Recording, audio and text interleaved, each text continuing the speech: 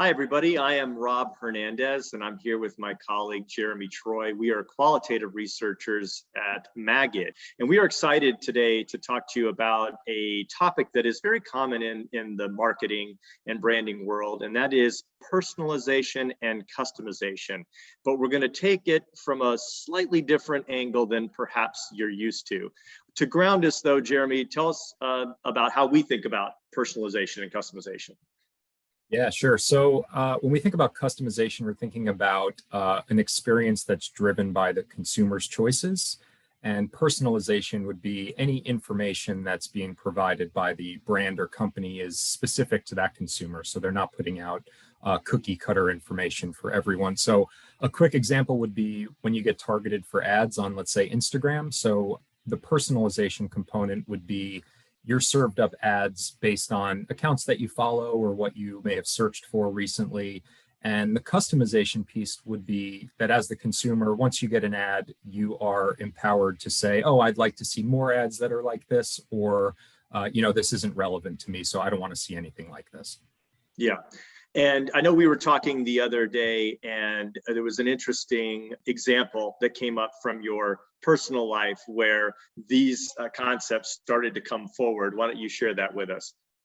Sure. So my fiance and I recently went through the joys of moving from Manhattan to New Jersey.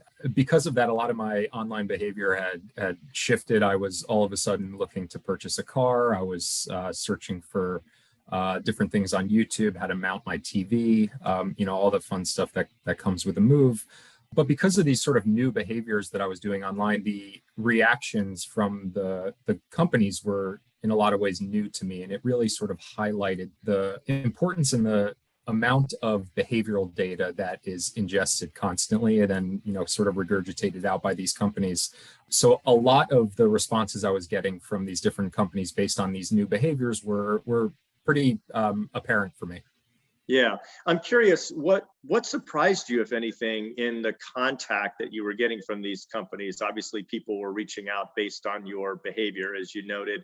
Was there anything that was surprising about what was happening or what wasn't happening in those exchanges?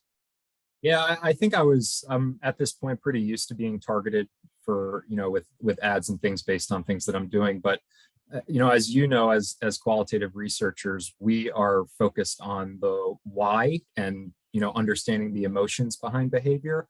And I think that it was really apparent for me how much of a focus there was on the things that I was doing, and there seemingly was a real opportunity missed because nobody was seeming to pay attention to how I was feeling, the emotions that were underpinning the behaviors that I was now doing online around the move. So that was quite surprising to me, and in my mind, a big opportunity missed. Yeah, so I think that leads to the natural question, what does that mean for the future? I mean, how can marketers do a better job of kind of taking that behavioral data and creating maybe a stronger connection or more impact with someone like you in the situation that you just described?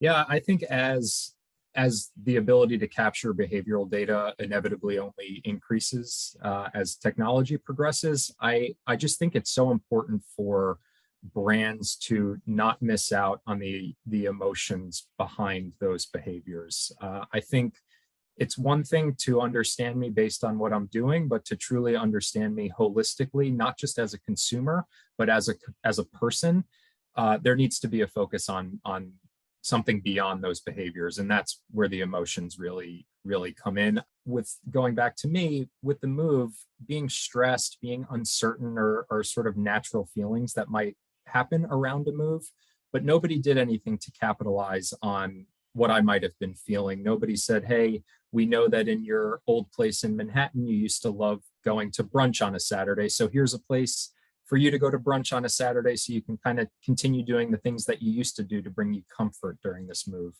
Nobody was looking at it through that lens of how I was feeling. It was solely based on my behaviors. That's a great example, and it just underscores the importance of trying to bring that emotional component into play. We hear all the time from clients that, we need to do a better job of empathizing with the consumer, of connecting with the consumer. And your experience shows us that it's very, very hard to do that.